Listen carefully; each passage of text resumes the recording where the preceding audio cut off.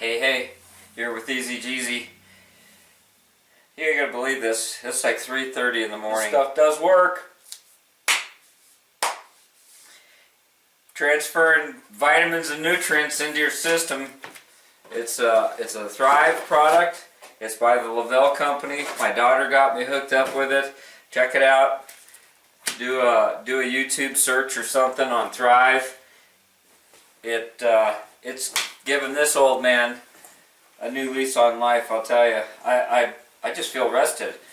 I went to bed. I probably got 6.5, 7 hours sleep. It's the project. I'm excited about getting this thing done, but I want to show you what's going on because I have a lot to do today. I'm in the process of mocking up the motor, cleaning parts, getting ready for disassembly and final cleaning. Let me turn on some lights here. I'll show you what I've been doing.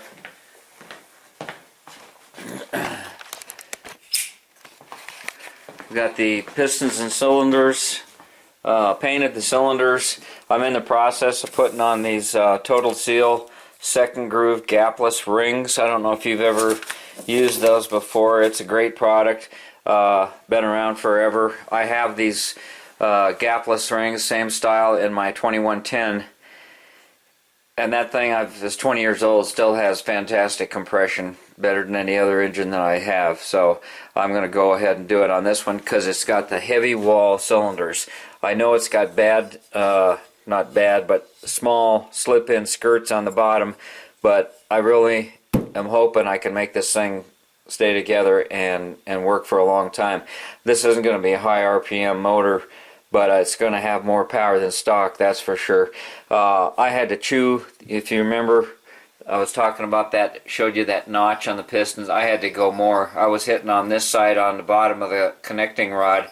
I got the engine together mocked up and I felt something scrape, and it depended if you were using the free play on the, I didn't have the flywheel and the shims that way, but I just don't want any chance of that thing hitting, and that could be self-destruction real quick. So these Total Seal piston rings, they have a notch in them. They take up the same space as the standard ring in that second groove, but they notch together like this. So you put a gap at one side and then you've got the ring gap for the second ring on the other side, but it goes in one groove, so they call it gapless. And they seal up and seem to work real good. You still use the standard stock top ring. You'll be putting that back in, but I had to slide into it in the cylinders and measure it, check that end gap. They give you all the information here, and you can go to their website, and they have good help on the phone as well if you need it. Here's the spacer that I did this mock-up with. This is a 90 thousandths, and I deburred it. I just don't want to forget to put those things on. So let's step out in the garage. I did get all my pistons balanced. I got 2 of them in the engine, but just to show you what's going on here, they're really close. 559 on that one. 559 on that one. They all came out really good as far as weight wise, but I'd still like to have it professionally balanced. I hope I'm going to have time for that. Just stepping out in the garage here for the first time this morning with you guys. Get some light on the subject here, and we'll get to showing you what I got done so far. This is an AA all the way project right here, guys. Most of these products I got from AA Piston. Check out their website. Ask for Julio. Tell him TheEZGZ sent you, and he'll fix you up. They've got some great products. I'm using their AA hyper-eutectic pistons in my 1776. That's been in there for a couple years. My 2-liter, I use those pistons in it. I'm using them on this build right here. If you don't go crazy with compression, and I don't know what the limitations are. I've heard people have bad experiences, but they seem to be doing okay for me. But I'm not pounding on them. Got their chromoly light and flywheel. Going to be using this Kennedy pressure plate that was on this engine already. Got a new oil cooler. Got an extra set of standard heads. Not standard. See, these have the same head as a 90.5. So this head right here would fit on my 2-liter, my 2110 sitting over here on the floor, my 1776. This is so versatile, and it's not that big of a deal to move heads around. It would change a compression ratio. These have a 62 cc cylinder volume, but somebody hand ported these. These are just beautiful. Stainless steel, swirl polished valves. Man, I want to take them to bed with me. They're so nice. These things are sweet. I'm real tempted to just hold off using these heads and put them on my 2110 and lowering the compression. Yeah, this thing is just nice. I'm using their 1.25 ratio rocker arm assembly. First experience I've had with their product on that line. They have a massive shaft. It's got the holes off center, and then you've got the adjusters on the push rod side instead of having them where you'd normally have them on the spring. Now, because this has stainless steel valves, you want to use a little lash cap, a hardened steel lash cap. Stainless steel valves don't normally have the tips hardened. I understand that you can do that, but I think it's best just to play it safe with the lash caps that way, because this has a different type of a wiping motion than the stock adjuster. And for sure, if you were using a stock adjuster, you'd want to use that lash cap. It doesn't add any more problems to the build or anything else, but you do have to be real careful if you're using it in a car and trying to do this underneath the car that's already assembled, to make sure that those things stay in place. It's kind of a pain. It's real easy when you got gravity helping you like this. What I ended up with, I'm running a FK7 Engel cam. I think I've got the cam card here. Let me just focus on that. You could pause it and look if you want to. Yeah, here we go. So, help if it was right side up, huh? Okay, it's the VW FK7 500 lift, running duration 288, valve lash 6,000s. Okay, gross cam lift 357, duration at 50,000s 244.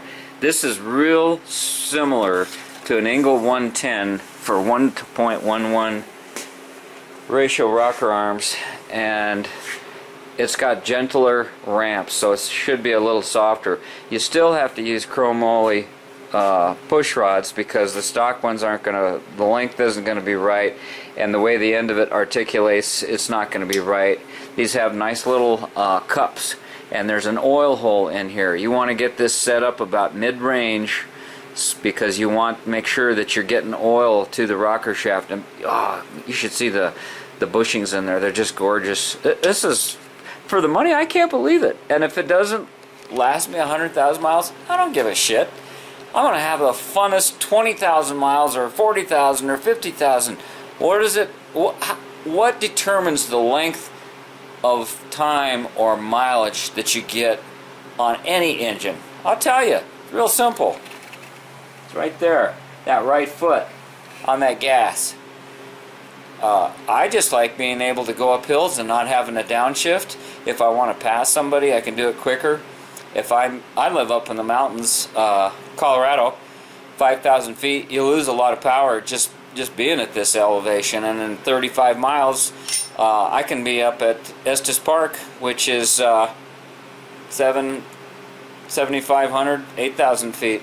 So let's stay on topic here. I mocked it up. I'm calculating my push rod length. I've determined that I've got 460 thousandths lift. I've got to go at half that lift and make sure that I'm centered up at 90 degrees with the end of my valve stem here. And you can see right here, okay, I let it rest overnight. I'd show you, but it's pointless. It's just watching the dial go around to 480 thousandths. I thought it was going to be around 460, but I've got to shim up this rocker stand. This lash cap is 60 thousandths, and without it, I need to go higher. So I need to come up with spacers to put underneath those towers. I've seen guys just stick flat washers underneath there. You really don't want to do that. I'm not going to be running to test this and set it up. I took the outer spring off and running the inner spring. That's not the way you want to. You never want to run this engine with just those inner springs. I wouldn't recommend that you use it with a stock single spring. The minimum spring that you want to use on this would be a heavy duty single spring. You could take this apart and use the outer spring, but you wouldn't want to use the inner spring. I only did this for measuring purposes.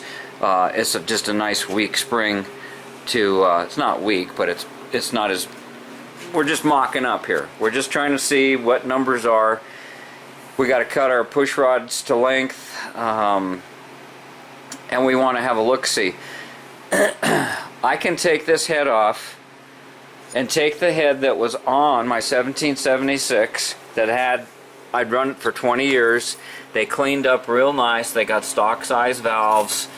I'm real tempted. I am going to mock it up. I'm going to take that head off and put this head on. It's cut for the 92, 90.5 for the standard 1776 build. I had run double springs on it for all those years. These are Geenberg valve guides that I put in myself, and never did get the 3-angle valve job, and I'm living with it. It's costing me, I'm leaving a few horsepower behind, but this is not a horsepower build. I'm using the straight cut steel on steel cam gears. I've never done that before. I want to try it. I think it will sound cool. I'm losing my hearing anyhow. I ran straight cut cam gears, steel on aluminum Berg Magnum gears on the 1776 for all those years. And it's not, like I ran 100,000 miles. I have no idea how many miles was on it. I owned the engine for 20 years. I had it in my sand cars. I put it in the Carmen Ghia and drove it around in the street, back and forth to work. I had it in the Baja. I've had it in Valerie. We ran a non-counterweighted crank in Valerie for at least 20 years. And it had an Engel 110 in it with single springs. These are nice chrome moly retainers on this. I think a heavy duty single, and with this cam profile, this camshaft doesn't make power above 5,000 RPM. It tells you that right in the spec sheet. It'll rev higher than 5,000 RPM, but the horsepower starts falling off. So why put the wear and tear on the parts? Shift that puppy. I'm going to be running a typical Baja exhaust header. That's one of the things that, matter of fact, it'll probably be this one that's on the 2110 right now. I have reservations about it with the heater boxes. This engine's got 9.5 to 1 compression, which is too high for a 2,500 mile highway trip. I don't know what kind of gas I'm going to be getting along the way, and I'm going to be going to lower elevation. That's going to put the compression up higher as I go, and I really shouldn't be running. I should be running J-pipes. Those heater boxes will build heat in the head. That's what kills these engines, is the heat, and that's what kills your heads, is the heat. If you have them jetted properly, the fuel ratio's right, and you're running carburetor, and who knows what kind of gas you're getting along the road nowadays. If it's in your town, you know where you're getting gas and where it runs the best, but you don't know what you're going to get on the highway. So that's why I wanted to run and get this engine built and get it in. I'm thinking around 7 to 1 compression, which is probably not going to get the most out of these heads. It would be fine for the stock heads. So there's so many variables, and I'm not the end-all source guru for all this information.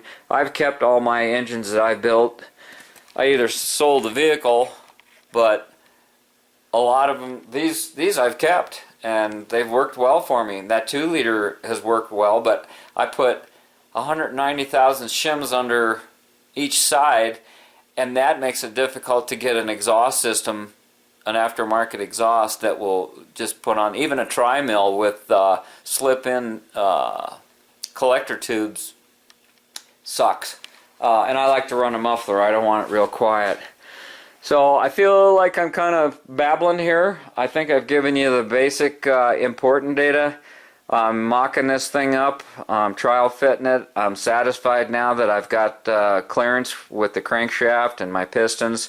This has been a problem because I'm running a short connecting rod, 5.325. I've run that for 20 years in my 2110. According to the Genberg books and information that I got, that is a stroke and rod ratio that puts a little more stress on your piston and cylinder, but it gives you torque at a lower point. Some guys like long rods. There's debates on that, just like there is on everything else, but the short rod is allowing me to not use much in the way of spacers. I've got a 90,000 spacer under the barrel. If I was to run these heads, I'd probably be able to drop that to a 60,000 spacer because these are 62cc heads. If I run that Volkswagen head, this has only got 50 cc's. So I need to have the spacer in it. But that head, it would be a nice 1800 cc pucka pucka little town car. It'd be more power than stock. It'd be reliable for sure with that German head for longevity. This is going to make a lot of power probably for less time. It's just the nature of the beast. It is what it is, guys. You have to make that decision where you're going to use it most of the time, what you got to have. Since those heads on the 2110 are 20 years old and have a lot of miles on them, I'm almost thinking of when I get back from my trip or next year, next winter, taking this head and lowering the compression on that engine. I think just putting this head on it, I don't think those heads had that much. Those were CB Performance Magnum 044s, 40 by 35 valves, same as this. But this is a lot sweeter head. This thing is, I don't know if it was CC'd. It says ready to install. Man, I'm telling you, they mean it when they say it.